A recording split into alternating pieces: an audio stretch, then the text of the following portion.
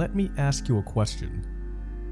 What is perfection? This isn't a riddle or some philosophical quandary.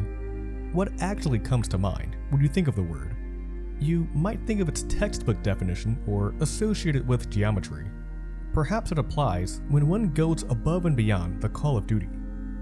It's fascinating that humans, the deeply flawed creatures that we are, can even wrap our heads around the concept. Maybe it doesn't represent something literal, but rather a certain mindset. Although we'll never be truly perfect in anything we do, the chase makes us dig deep within to push ourselves past our breaking point and come out that much stronger in the end. For evidence of this, look no further than Lexus. Toyota dumped countless resources and man-hours into the endeavor and put their very reputation at stake.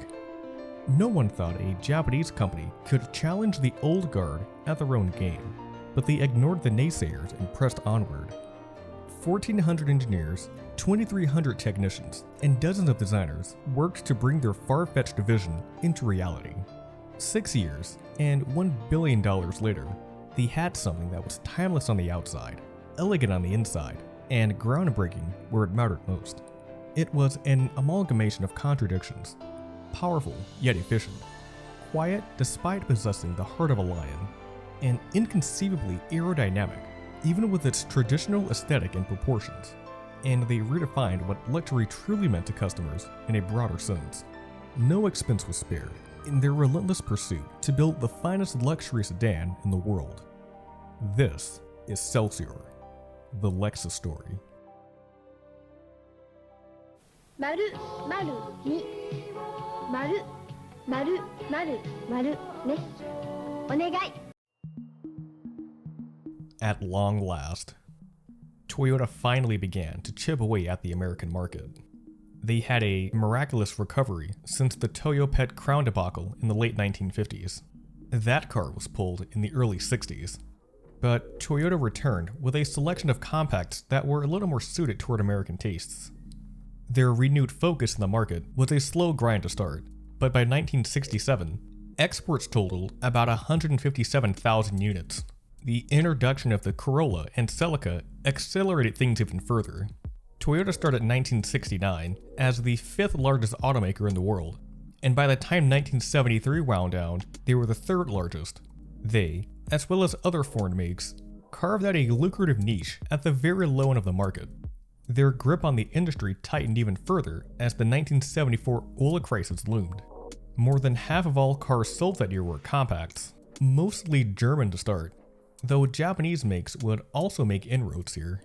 No one made quite as concerted an effort to corner this part of the American market as Toyota.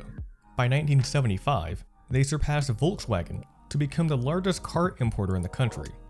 They released products that resonated with the newfound priorities of car buyers, like the 2nd generation Celica, and this culminated with them exporting 1.41 million cars in 1977.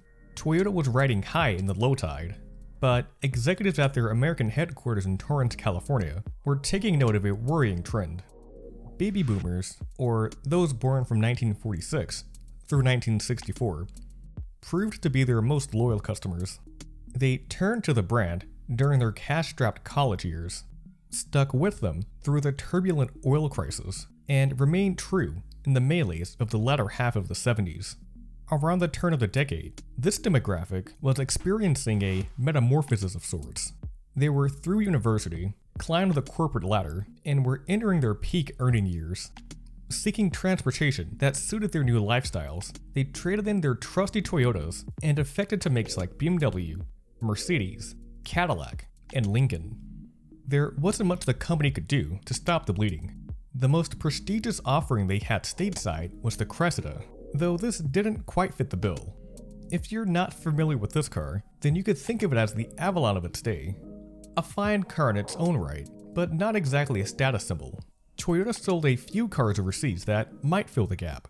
An all-new Crown was released for 1983, and they seriously considered reintroducing the nameplate to the market.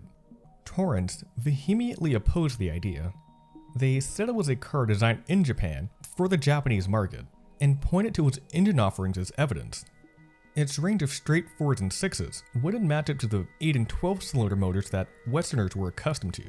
It was also too small, and its styling wouldn't likely appeal to Americans. There was also the Century. Not only was it the most expensive car Toyota produced, it was also among the most revered cars in Japan. At about $125,000, it overshot their intended market by a country mile. It was also designed to be driven in rather than driven. In much of Asia, it's customary for owners to be chauffeur-driven in cars like these. Buyers in the States would rather do the driving themselves. These reasons were more than enough to roll out a US spec Century. If they did decide to jump into the luxury market, then the car would need to be designed from scratch. Employees in the US stressed the importance of such a car. Yukiyasu Togo, the recently appointed president of Toyota's American operations, was one of the most outspoken proponents in this effort. His words carried more weight internally than most. Like a chameleon, he had the uncanny ability to adapt to his environment. When he was assigned to Thailand in 1971, he immersed himself in their culture by shaving his head and entering a Buddhist monastery for 2 weeks. In 1976, he was charged with leading their Canadian operations. When he wasn't fielding calls at his desk, he was selling cars door to door, trying to figure out why sales were in the gutter.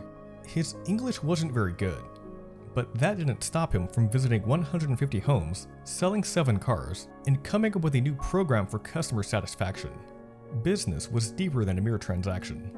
Yuki, recalling his philosophy about a decade on, recalled, "I'm always thinking that any business is based on human relations.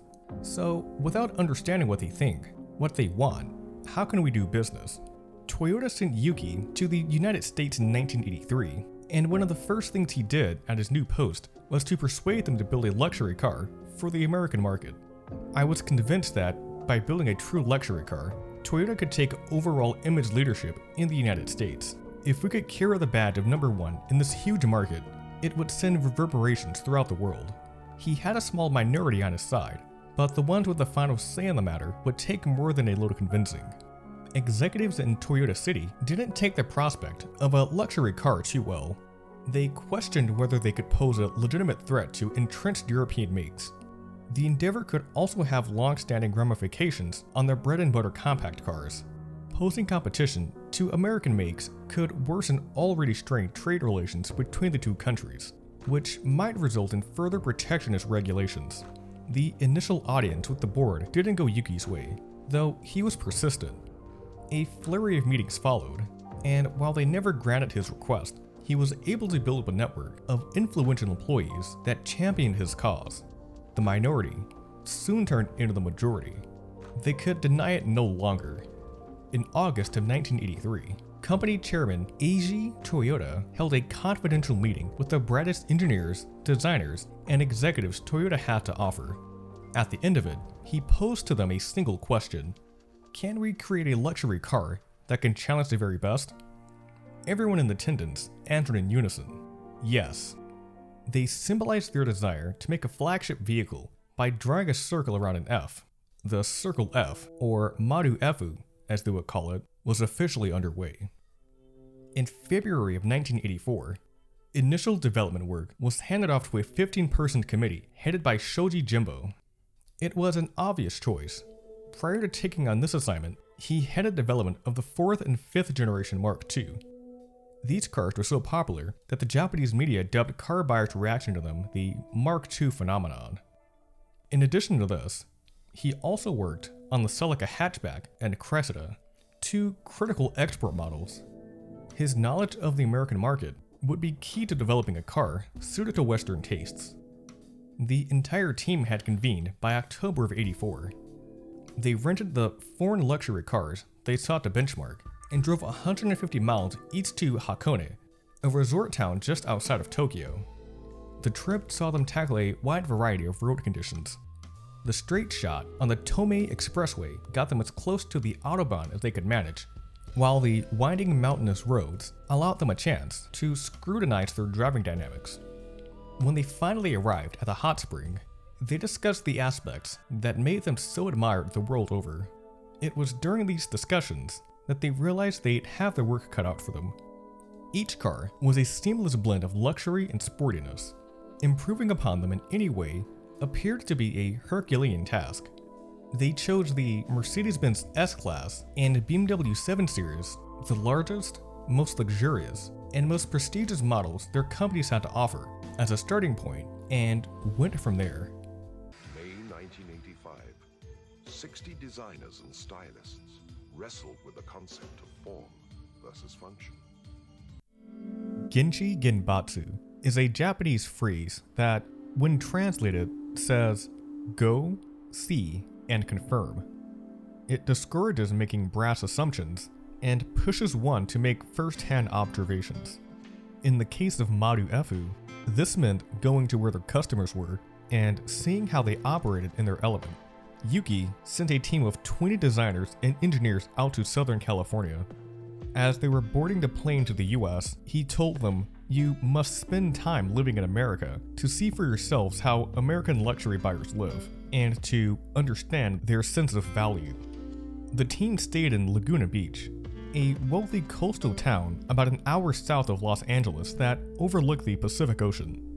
They got to work right after arriving. Most American employees were still in the dark about MARU-EFU, and the ones that touched base with them still weren't entirely sure of their intentions. Still, they were more than happy to invite them out for dinner. They took note of the cars parked outside of the restaurant.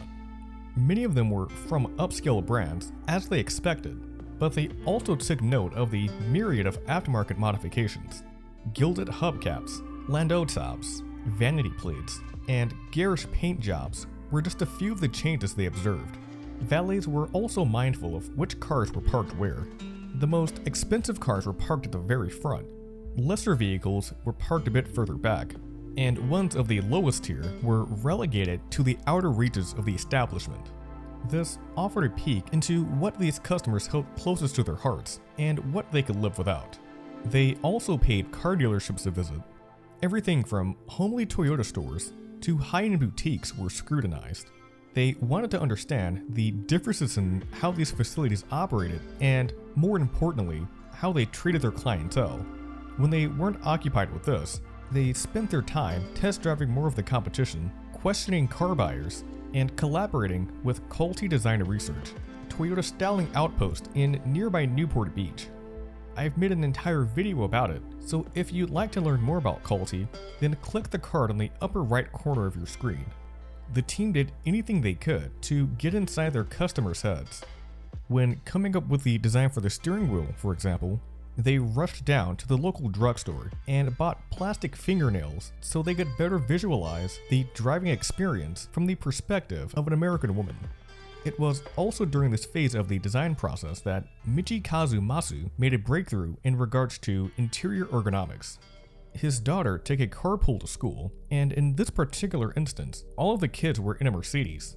When Masu went to go pick her up, she asked why she slid forward in her seat every time the brakes were applied. He reasoned it was because the interior was much too stiff. Passengers weren't secure in their seats, almost as if they weren't entirely welcome. He began exploring ways to improve upon this. He drew a few quick sketches, one of a person sitting with her back straight up in an uncomfortable position, and another practically being swallowed whole by their seat.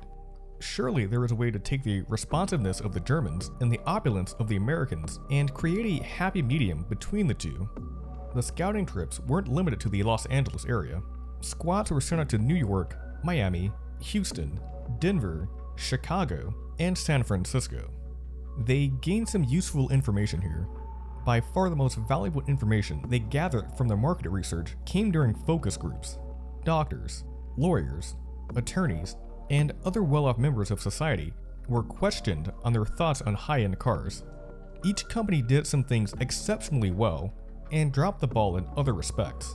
They thought Mercedes models were too small and felt they lacked the visual impact they desired. BMWs, for all of their merits, were much too common. Volvos were safe and reliable, but their styling left a little to be desired. The established Jaguar and upstart Audi were undone by poor build quality and service. Furthermore, Toyota was able to place the participants into one of three blocks. The first grew up in Detroit's heyday. They prioritized soft suspensions, a comfortable ride, and a car that was designed and built in America. This group wouldn't be very receptive to the idea of a Japanese luxury car and would therefore be the most difficult to win over. Members of the second block were typically younger and had fast-paced careers. They favored the driving dynamics, status, and graphic image of BMW. They were willing to pay a hefty price, both literally and figuratively, for the privilege. Their tight suspensions, aggressively bolstered seats, and heavy steering made them tough to live with on a daily basis. These customers were a bit more likely to convert than the first group, but they wouldn't be Toyota's main focus. That honor would go to the wealthiest group of the bunch.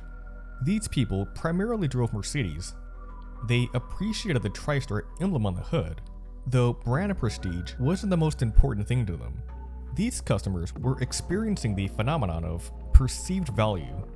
Because they paid a hefty price for their cars, they expected the entire ownership experience to be just as good as their vehicles. This was not the case. The cars proved to be more unreliable than others. Dealer visits were just as unpleasant as dentist appointments. A car that approached Mercedes' level of quality with those issues worked out could be enough for these customers to defect to another brand, just to make sure their findings actually had merit and weren't exclusive to those questioned. Toyota sought the guidance of anthropologists and psychologists to see if there was any science behind their findings. They reaffirmed the results of the focus groups, and also added that the dealership environment itself was also a pain point.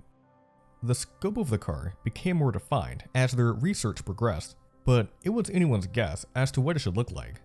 As the car's chief exterior designer, Kunihiro Uchida was tasked with fleshing this aspect of the car out. He was as familiar with the American market as anyone, being an alumni of Art Center College of Design. He felt that the Southern California perspective would be invaluable to the project, saying, "We couldn't have designed this car in Japan and have it look the way we wanted it to look in America. Buildings, the width of streets, other cars on the road, even the vegetation, they all affect how a car looks." Creating the sort of visual impact that luxury car buyers craved would be enough of a challenge by itself, but to have something that stood out from the competition was something else entirely. They had decades, or in the case of Mercedes, nearly a century to establish themselves and develop their brand. How could Toyota, a newcomer in the segment, hope to compete? Styling proved to be one of the most contested aspects of the car. Mock-ups created in early 1985 were more or less evolutions of the Cressida's already conservative design. It would become more adventurous as the year progressed, and by the fall, Uchida and his team had 3 proposals ready for a review by Japanese executives. They presented a powerful graphic image with low hoods, tapering third boxes, and grille-less front ends. Sounds like just the sort of thing that would resonate with car buyers. The higher-ups rejected all of them. They felt they were much too aggressive and lacked the warmth of the segment mainstays. The car may have been intended for the American market from the outset, but several factors swung in a way that gave Japan more influence over its styling. High-ranking employees in Toyota City saw the amount of time and resources being thrown at the project and decided that a version should be offered in Japan as well. Dealers there caught word of the car and how good it was going to be, so they lobbied to have it for sale in their showrooms. Both parties pushed for revisions that they felt would make it more attractive to Japanese buyers, much to the dismay of those in Torrance. They stressed that said changes would make the cars as equally unattractive in the States, the country that it was being primarily designed for. These late 1985 cars were as far out as the designers were able to go. A directive handed out early in the following year laid out the refocused parameters. In their own words, Toyota City wanted a luxury sedan with a sense of intelligence, which excludes gimmicks and pursues the essentials. They called for a boxier profile and a classic upright grille, choices that not only clashed with the designer's original intention, but, as we'll learn later on, also made meeting their aggressive engineering standards that much more difficult. Uchida was ordered to come up with revised proposals by the end of the year. He and his team came up with 8 that were realized in the form of skilled mock-ups. The choices were whittled down to a pair of finalists, which were made into full-size proposals and sent to Japan for approval. Both of these were rejected as well. An average Toyota model back then only needed 2 or 3 proposals before one was accepted, but not with MARU-EFU. There were 8 formal presentations in total, each requiring at least one full-scale model to show to the panel. The final design wasn't accepted until June of 1987, a full 3 years and 4 months after the design phase was initiated. Styling was far more conservative than some were comfortable with, and in the eyes of both the motoring press and consumers, proved to be its weakest point. Meanwhile, the prototypes of its V8 engine are already working in the dynamometer chambers in Toyota City. The scope of the project expanded significantly since the secret meeting in the summer of '84. In about a year's time, Shoji Jimbo had an entire army under him. 24 teams totaling 1,400 engineers, 2,300 technicians, and 220 support workers were working tirelessly to match the world's finest blow for blow. As instrumental to getting the project off the ground as he wouldn't see it through to completion. He was appointed a managing director and consequently would have to observe development from a distance. Before he left for good in 1986, he appointed his successor, lead body engineer Ichiro Suzuki. He took on the reins and immediately put his stamp on the project. It would no longer be referred to as MARU-EFU internally. It was now codenamed F1, a representation of their desire to make a flagship sedan that was second to none. If that didn't send ripples through the department, then his next course of action surely did. Suzuki set in place 5 benchmarks for the car that, if met, would exceed the specifications of each of its competitors. Firstly, it needed a coefficient of drag of 0.29. Back then, a car like this, with numbers like these, was unheard of. The Mercedes 420 SE had a figure of 0.37, while the BMW 735i clocked in at 0.32. Taking a broader view, most sedans at the time were at 0.35, and Toyota's own Supra and Soarer sports coupes were no lower than 0.32. This would be difficult enough to achieve by itself, but Toyota's insistence on a classic look, one that undermined aerodynamic efforts, complicated matters even further. The car also needed a fuel rating of at least 22.5 miles per gallon, so it wouldn't be subject to the gas guzzler tax. Vehicles that were under this were subject to a $1,000 price hike at the minimum. This figure skyrocketed the lower the rating was, so the advantages of clearing this hurdle were obvious. If Toyota was successful, then their car would be the first in its class to skirt the requirement. It also needed a noise level under 58 decibels at 60 miles an hour, a curb weight of 3,880 pounds, and a top speed of 155 miles an hour, more marks that the Germans couldn't claim. Practically every engineer assigned to the F1 raised objections. Meeting these marks, independent of one another, was one thing, but trying to hit all of them at the same time was something else entirely. The automotive development process is often a game of give and take. Putting effort toward a blistering top speed means sacrificing practicality or efficiency. Creating a bank vault of a cabin often necessitates the use of heavy sound deadening foam. Suzuki subscribed to the idea of naokatsu, never ever compromise. The team wouldn't be able to let up in one metric to meet another. Toyota's director of project engineering, Akira Takahashi, brought up another point. The company had some of the most sophisticated machine tools in the entire car industry, and even they wouldn't be able to build what Suzuki had in mind. Take his 155 mile an hour benchmark, for instance. The Supra had the highest top speed of any of their models at 110. It nearly went airborne when modified to go 130. Suzuki stood his ground and even refused to leave Takahashi's office until he agreed to try to build an engine for the car. His unmatched work ethic and refusal to compromise made him the perfect choice to lead the F1, but it's a wonder that he was still working for Toyota to begin with. He grew up in Tsushima, a rural town where the automobile hadn't yet gotten a foothold. To the residents of nearby Nagoya, it was known as a shrine town. Its economy was built upon farming and wool spinning. It's safe to say that Suzuki wasn't daydreaming about cars or drawing them on the margins of his notebook during class. Even still, he struggled with his academics. He was a bright student, but like so many other industry legends, he found the coursework unstimulating. He skipped class so often in high school that he was at risk of forfeiting his seat at Nagoya University. He would have been forced to postpone or even let go of higher education altogether if one of his instructors didn't intervene. Nobuo Yanai, a professor and mentor of sorts, gave him a passing grade after consulting with Suzuki's mother. He didn't find out about it until the two reunited at a high school reunion 50 years after the fact. He breezed through university, but he didn't consider working in the auto industry until he began applying for jobs.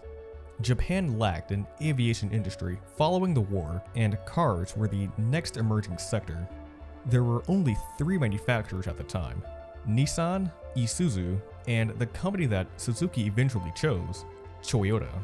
He wanted to get involved with engine development, though the company assigned him to vehicle body assembly.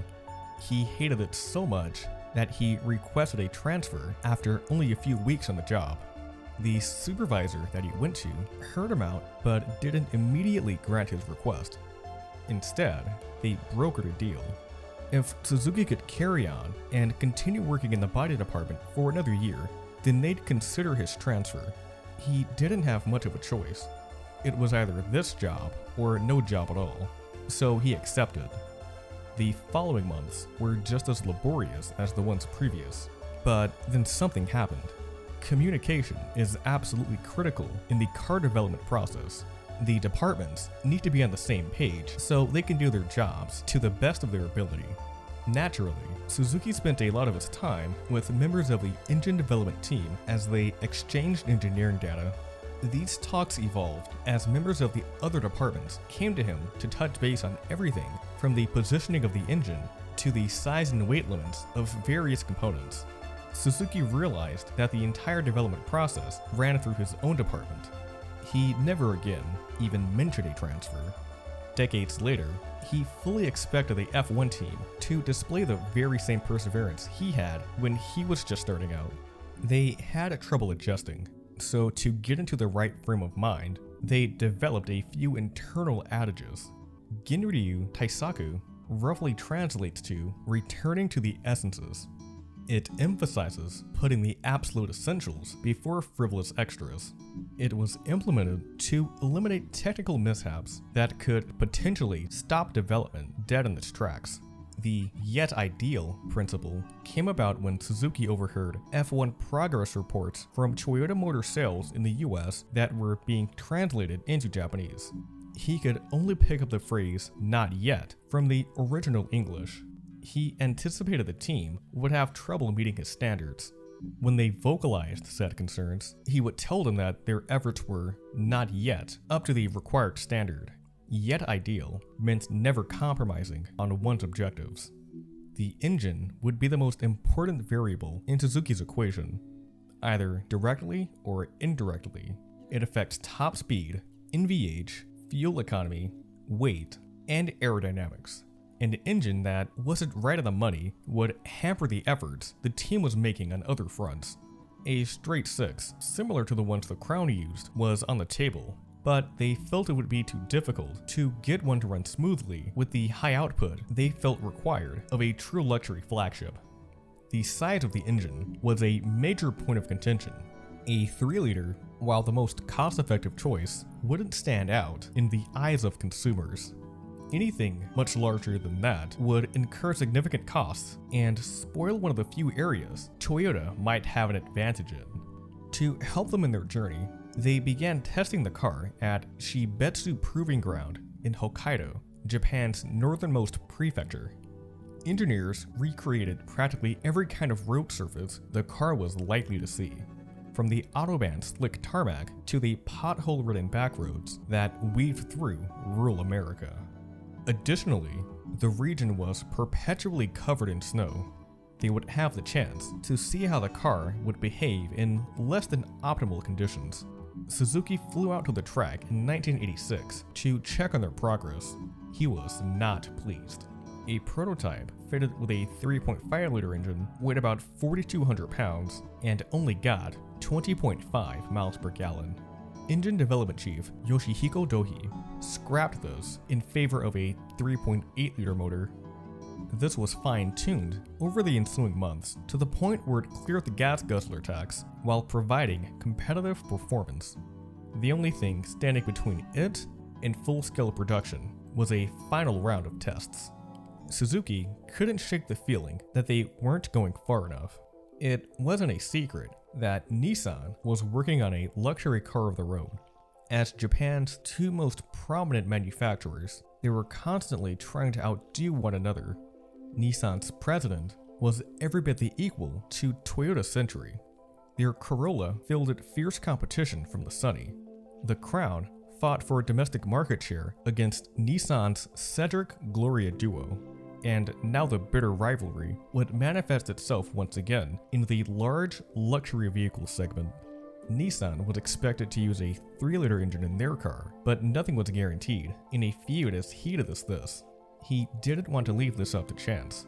He scrapped the 3.8-liter engine and began designing a 4-liter one. This decision faced some resistance internally, and many wanted him to backpedal on the ruling. But Suzuki had several directors on his side, including engine development chief Yoshiro Kinbara, who supported started from scratch, quote, "so we will not regret it later." The engine was one of the last items for the car that had to be frozen. Its parameters weren't finalized until April of 1988, less than a year before the car was scheduled to make its world debut. The end result was well worth the extra effort.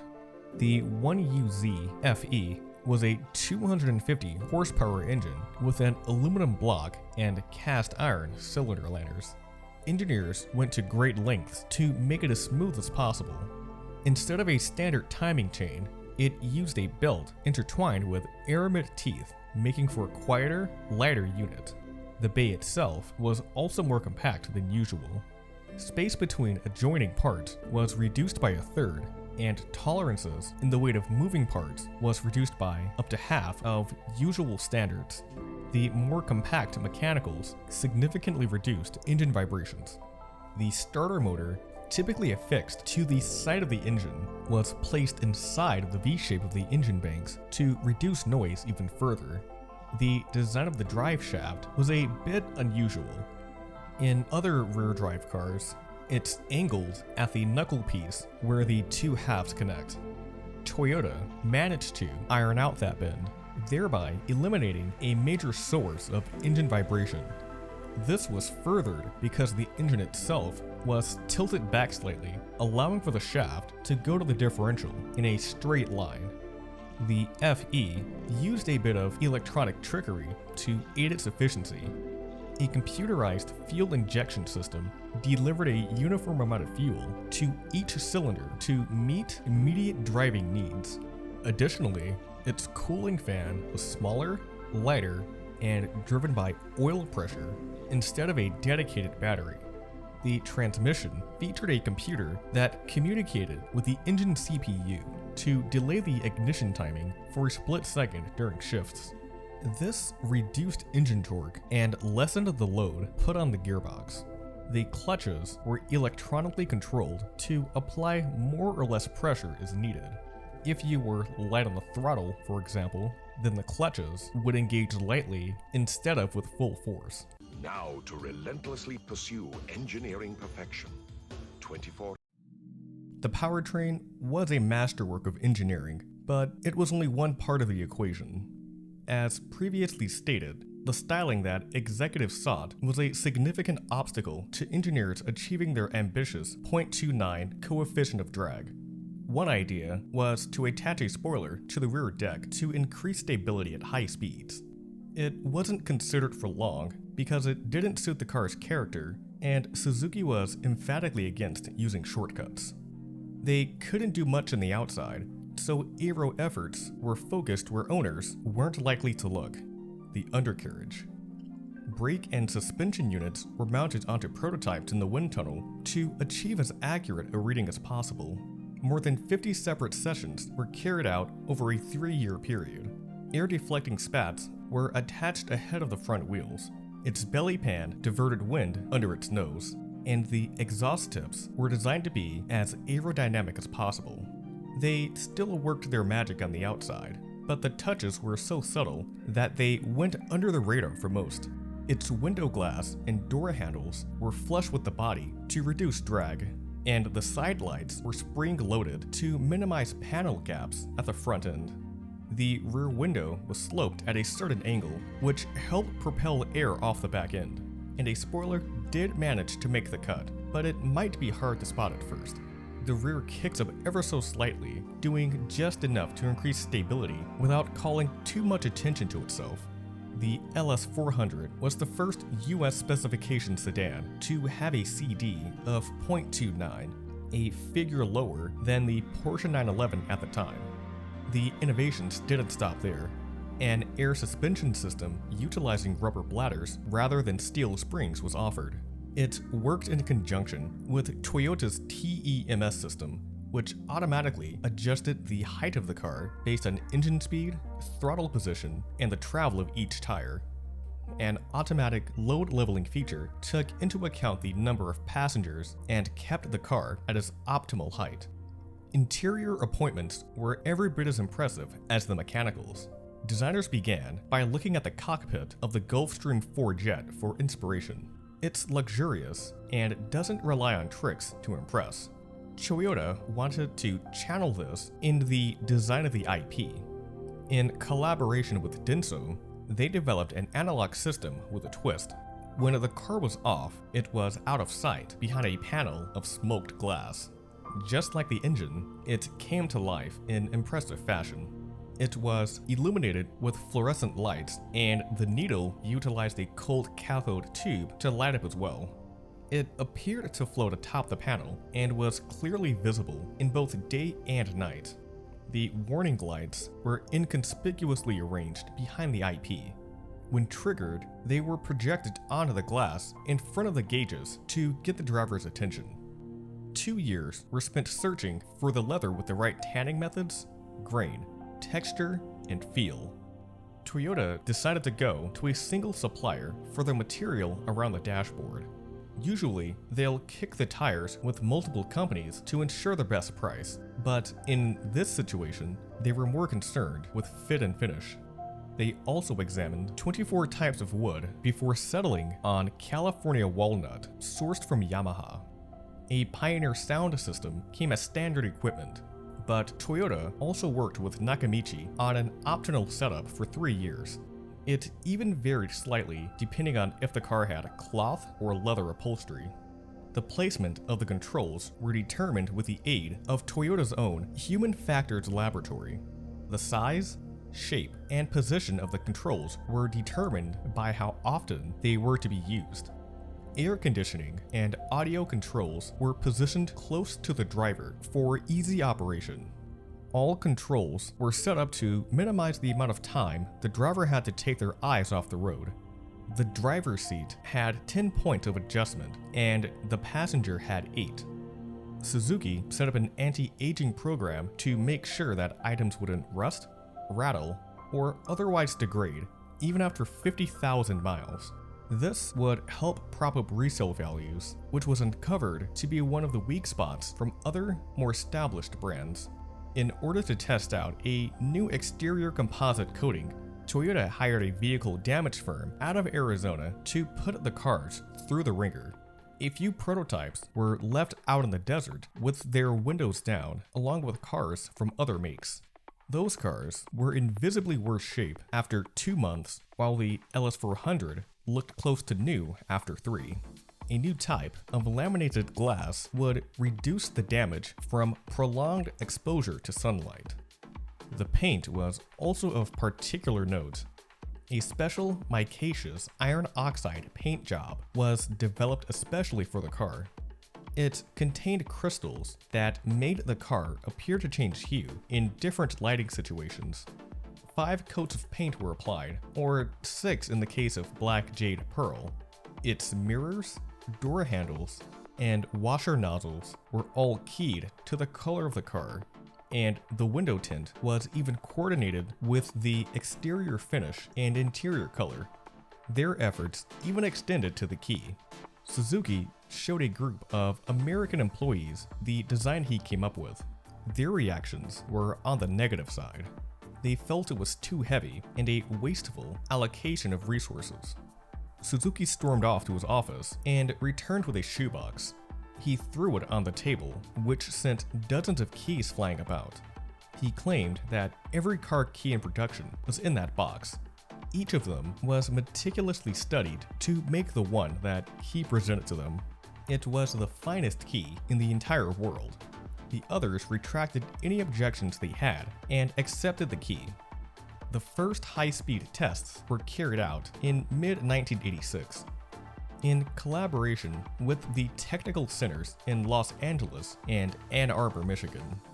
Early testing mules were equipped with handmade body panels that made them look like other models, while later examples simply had any identifiers covered up with black tape. These tactics did little to divert attention from the car. On one occasion, drivers chased them down during a 1988 trip from Chicago to St. Louis. On another, Chris Hostetter, Toyota's product planning manager, was driving a prototype in downtown Manhattan. He carried hundreds of dollars on him just in case he had to buy camera film off of someone. If all else failed, the team would simply lie. A man at a gas station laid eyes on one and asked what it was. They told him it was the newest Mercedes. A prototype was driven alongside the competition as they put the finishing touches on the suspension. After each day of driving, they checked into hotels that were off the beaten path and made the needed changes. When the tuning was finished, the car was shipped to the proving ground where Eiji Toyota himself was waiting. He drove it immediately after spending time in a BMW and Mercedes. When the test drive was finished, he left the vehicle and gave some positive, if not modest, parting words. But deep down, he knew they had a winner. See your Southern California Lexus dealer about our limited time special lease. The focus groups shed light on the weaknesses the established brands had, but Toyota America found that they were woefully unequipped to support a car of this magnitude. People were asked if they would consider buying a Japanese luxury car, and they said they couldn't even understand the concept of a Japanese luxury car. Additionally, in their current sales network, the LS400 would be sold in regular Toyota dealerships alongside the pickup, Corolla, Camry, and Celica. Not exactly an environment befitting of a luxury car. Torrance was certain that the LS had to break away entirely from Toyota. The car needed its own branding, its own sales channel, distinct advertising, and its own dedicated division to make itself a compelling option in the eyes of consumers. Yukiyasu Togo and colleague Yoshi Ishizaka went to Toyota City to convince leadership of this. They made the case to a room of 20 directors, many of whom opposed the creation of a separate division. They didn't see anything wrong with using their existing sales chain. Hundreds of dealers were scattered across the country, and it would be foolish to throw that sprawling distribution network away and start from scratch. If it didn't immediately resonate with customers, then the entire operation would fail. The years, countless man-hours, and hundreds of millions of dollars poured into the car would be for nothing. It was also originally intended to be Toyota's flagship. It was a source of immense pride to the employees, and badging it as something else was akin to ripping out a part of themselves. Torrance wasn't sure how the chairman would react in this regard. In a way, the two of them were telling him that his name wasn't good enough to be on the LS. He heard their pitch out and remained silent for a moment. Then he took a deep breath and, with their jobs hanging in the balance, said, "Let the Americans do as they are planning." This was a critical victory that would allow the luxury car division to develop its own culture. To flesh out its identity even further, they consulted with Lippincott and Margulies, a New York-based brand advisory company that had previously done work for Coca-Cola, General Mills, and Campbell's Soup. They presented Toyota with a list of 219 names, which included Vector, Verone, Chaparral, Caliber, and Alexis. The last of those really resonated with executives. They felt it exuded the feeling of luxury and sophistication they were after. That is until corporate market manager George Borst pointed out that Alexis was the name of a character on the show Dynasty. The program had been airing since 1981, and it would be the first thing in people's minds when they thought of the name. Project manager John French pulled out a pen and paper and made a few adjustments to it. He dropped the A, swapped the I for an E, and just like that, Lexus was born. Next, they focused on creating the Lexus dealership experience. They honed in on the pain points that were uncovered during the market survey. It was apparent that luxury car buyers were put off by the ambience of official service centers. Data showed that fewer than 50% of Mercedes owners took their cars there for service. They were put off by the marked up maintenance costs and the stuffy, impersonal atmosphere. Owners were also concerned that they couldn't see what the technicians were doing with their cars. They preferred to have work done at independent shops where they could build a rapport with the personnel and chat with the mechanics on the work that needed to be done. Things at Lexus dealers would be a bit different. The personal touches were present before the owner even stepped foot inside of the service department. The write-up area was right next to the driveway where people would pull up to check in. Service writers could spot customers as they approached, punch their license plate data into the central information database, and have the entire history of the car pulled up before the customer even stepped foot inside. Most importantly, they'd be able to greet them by name. Service bays were visible to customers through floor-to-ceiling windows that brought the lobby and shop closer together. The experience was likened to new fathers looking in on their newborns. Customers were treated as guests, and employees were encouraged to go to extraordinary lengths to resolve any issues, mechanical or otherwise.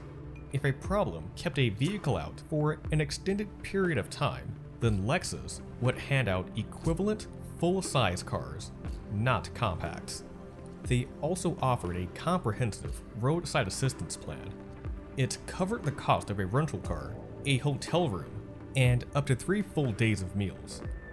The high-class service would need an aesthetic to match. Lexus GM Dave Illingworth gave quality designer James Sherburne a few days to come up with a few proposals. He wasn't an architect by trade, though you wouldn't know it based on his sketches. In his own words, "I felt that it had to have a feeling of permanence. We're here, and we're substantial, it should say." He pushed a modern, though not trendy aesthetic that invited passers-by in. His model dealership emphasized solid forms, warm earth tones, and figurative miles of uninterrupted glass. This look would be the template for every Lexus showroom. "We wanted to control the image so that all dealers would use the same lettering and look," said Sherburne. "We wanted to get away from dealers putting up banners and things like that." Roger Penske was the very first American outside of the company to drive a production LS400. After the test drive, he contacted Texas Cadillac dealer Carl Sewell and advised him that a Lexus franchise would be a worthwhile investment.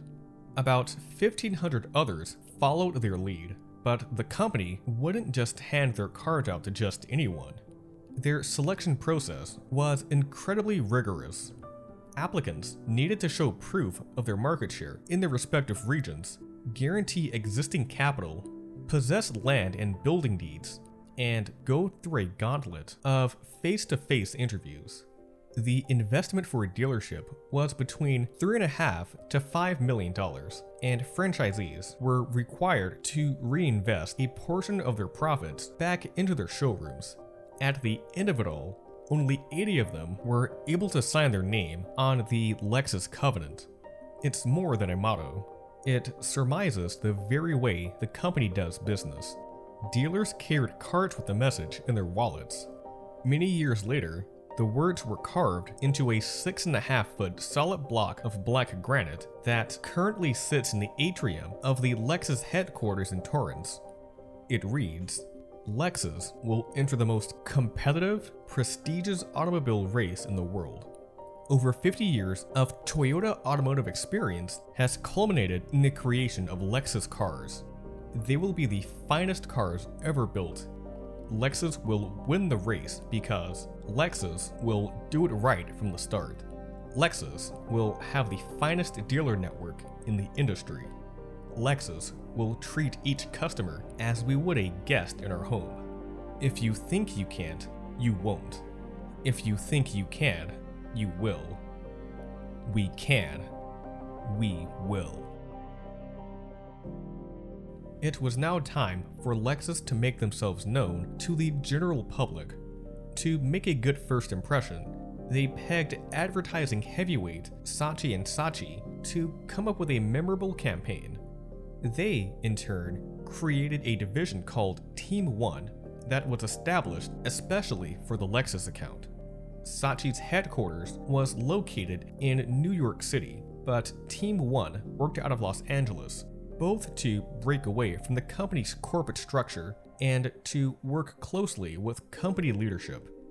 Tom Cordner, the man in charge of the account, went to Toyota City to hear out 23 presentations from Toyota's engineers. It provided plenty of inspiration. Team 1 member Scott Gilbert recalled, "We walked past one of the rooms and saw a Mercedes-Benz in pieces on the floor. Another had an LS400 engine, which was literally glowing red to test its endurance at high RPMs. Tom Cordner later said, "They showed us not just every rivet, weld, and seam, but the thought that went into every rivet, weld, and seam. They weren't satisfied with making the best car in its segment. They actually wanted to create the perfect car, or at least they were trying to. And then it hit them." Cordner scribbled his ideas onto a napkin and further developed them during the flight back to the States. A brainstorming session was underway when he arrived, but he kept his line to himself as everyone threw their ideas at the wall. They trimmed hundreds of potential taglines down to 25. These were brought to executives in Torrance, who immediately cut about half. They were down to 8 when Cordner finally presented his. Lexus, the Relentless Pursuit of Perfection. Everyone in the room loved it, though they weren't sure how warm Japan would be to it. They feared it might be too aggressive for their tastes. Employees in favor of it likened it to Toyota's own Kaizen philosophy, which stresses the importance of continual improvement. They argued that the Relentless Pursuit of Perfection represented the same ideal. Team 1 won out after a bit of back and forth and went full steam ahead with their advertising blitz. Toyota spent between $40 million and $70 million on a campaign that would span the first 9 months of 1989. The Lexus name was prominently displayed on television and billboards, in magazines, newspapers, and pretty much everywhere else you could think of. It was set to be among the most aggressive ad offenses ever seen. There was just one problem. The name was already taken, or at least that's what Meade Data Central alleged in a lawsuit filed on December 30th, 1988. They sued Toyota for copyright infringement, alleging that the Lexus name encroached upon their own Lexus legal research software. This was a computer application that allowed professionals and curious individuals to peruse legal and business information. MDC and Toyota operate in two very different industries. It's unlikely that someone would confuse one for the other, but it wasn't a matter of confusion. MDC was worried about brand dilution. A 1989 article from AP News goes into more detail. Toyota was given a judo flip by Meade, a Dayton, Ohio-based company that owns a computer data retrieval service called Lexus that is used mainly by lawyers, journalists, and researchers. Mead failed to prove confusion was an issue. Clearly, no one who went to the Lexus computer service would mistakenly stumble into a Lexus showroom and buy a luxury car.